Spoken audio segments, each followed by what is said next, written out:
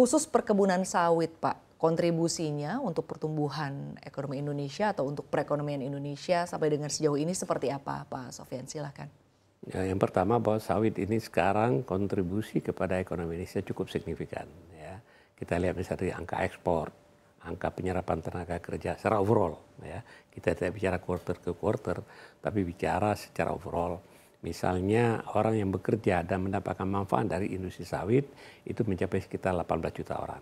Ya kan. Ekspor kita itu sekitar 30 miliar dolar ya, dalam beberapa tahun terakhir. Nah itu salah satu komoditi yang paling besar di luar produk batubara. Ya. Nah kemudian kontribusi secara overall terhadap PDB memang tidak secara satu komoditi cukup besar, sekitar lebih dari 3,5% PDB, ya kan. Jadi oleh sebab itu saya setelah tidak lagi di pemerintahan bersama Pak Darmin Nasution, kita pikirkan bagaimana untuk kita melakukan riset dan studi bagaimana ekosistem sawit ini harus kita jaga. Karena kalau ekosistem yang tidak terjaga, bukan tidak mungkin nasib sawit sama seperti nasib komoditas yang lain. Dulu kita pernah jaya di gula, bahkan konglomerat pertama dunia itu dari Indonesia waktu itu, Wee Tiong Ham, ya kan? Kita ekspor gula itu pada periode sebelum Perang Dunia Kedua, kalau tidak salah sudah hampir 2 juta ton, ya kan?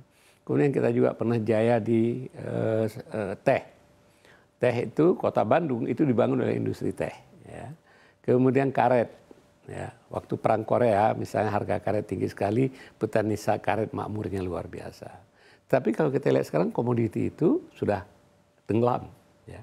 Bahkan kalau kita merujuk lebih jauh lagi, dulu di waktu rempah itu menjadi komoditi yang sangat mahal, itu rempah itu ya Belanda, Portugis datang karena itu. Tetapi hampir semua komoditi itu sekarang hampir tinggal sejarah. Teh itu sekarang itu harganya tidak pernah naik. Saya ingat waktu saya Menteri BUMN tahun 2006, 2007, harga teh di bawah $2 per kilogram. Ya. Hari ini juga masih seperti itu. Ya. Kemudian gula, kita importir gula terbesar, salah satu yang paling besar. Ya kan? Walaupun pemerintah sekarang berupaya mendrive kembali industri gula. Kemudian karet. Karet juga itu sangat nasibnya sangat mengkhawatirkan karena persaingan dengan karet sintetis. Oleh itu satu-satunya komoditi pertanian perkebunan yang bisa kita banggakan adalah sawit. Sebab itu kita harus jaga betul sawit ini, ekosistem polisinya, ekosistem perdagangan internasionalnya harus kita jaga, sustainability karena kita diserang oleh berbagai pihak, ya. Walaupun alasannya tidak selamanya alasan lingkungan, ada alasan lain, tapi kemudian mereka berlindung di balik lingkungan misalnya. Oleh itu kami merasakan perlu masalah sawit ini sudah kita pikirkan secara baik dan kita melakukan studi yang sawit ini tentang sustainability dan strategik. Bagaimana kita bisa membela sawit sehingga bisa memberikan kemakmuran kepada masyarakat. Baik Pak Sofyan, berbicara mengenai peran pemerintah ya Pak. Sejauh ini bagaimana Anda menilai Pak upaya atau peran pemerintah untuk bisa menjaga kinerja perkebunan sawit, terutama kalau dilihat dari sisi regulasi seperti misalnya perizinan lahan sawit dan juga mungkin sertifikasi Pak keberlanjutan dari sawit. Ya, secara overall sawit ini ada 2 kelompok. Kelompok pertama adalah kelompok yang dimiliki oleh pengusaha. Di sini baik BUMN maupun badan usaha milik swasta. Ya, ini sekitar 58 sampai 60% kontribusi sawit oleh perusahaan besar ini. Tapi yang kedua adalah kelompok sawit yang dimiliki oleh petani. Ya. Nah, petani ada 2 lagi, petani independen, petani swadaya, dan petani yang merupakan plasma. Yang paling menderita adalah petani swadaya. Ya. Kalau perusahaan besar itu mereka punya kapasitas, ya, punya resource, punya riset, punya orang, punya profesional, ya, membela dirinya sendiri. Walaupun tetap masih membutuhkan ekosistem yang harus dibangun, yang harus didorong oleh pemerintah. Tapi yang petani ini sekitar 41-42%, angkanya itu ya tidak pasti betul. itu yang sangat menderita. Karena apa? Produktivitas rendah sekali. Kalau perusahaan besar nasional bisa memproduksi sampai dengan 6-7 ton minyak CPO per hektar, petani itu sekitar 2 sampai 3 ton. Ya.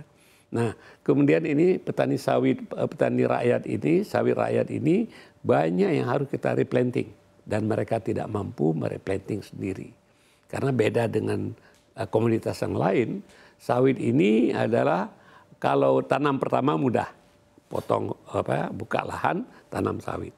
Tapi kalau misalnya replanting, itu sawitnya sudah tinggi melambai-lambai di sana, itu harus ditebang, kemudian akarnya harus dibongkar dan batangnya itu harus dicacah dan dikuburkan. Kalau tidak menjadi penyakit. Dan setelah dikuburkan itu menjadi pupuk. Nah, petani ini yang harus didukung dan harus didorong oleh pemerintah. Persoalan kedua Anda sebutkan masalah lahan. Ini masalah lahan memang terutama petani juga, ya kan. Sekarang menurut klaim Kementerian Kehutanan ada 3,4 juta hektar kebun sawit dalam kawasan. Ya.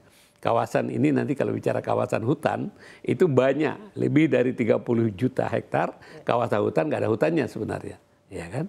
Karena sudah terjadi degradasi masa lalu. Ini yang banyak ditanam sawit.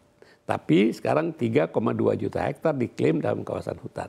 Dari 3,4 juta hektar, itu sekitar 2,2 juta hektar adalah petani punya. Dan mereka karena status lahannya belum jelas dan belum terselesaikan, mereka nggak bisa dapat sertifikat. Kalau nggak dapat sertifikat, mereka tidak bisa melakukan akses ke perbankan. Ya kan? Oleh sebab itu, program apa yang kita sebut PSR, Peremajaan Sawit Rakyat itu menjadi sangat penting. Ya. Di samping itu, tantangan bagi perusahaan besar juga ada keamanan. Ya, banyak gangguan. Ya, kita dengar demo di Kalimantan Barat, demo di Sumatera Selatan. Ini perlindungan keamanan ini penting sekali. Karena kalau terjadi gangguan keamanan di tingkat perkebunan, itu siapapun nggak bisa menghadapi. Karena itu ada tugas pemerintah.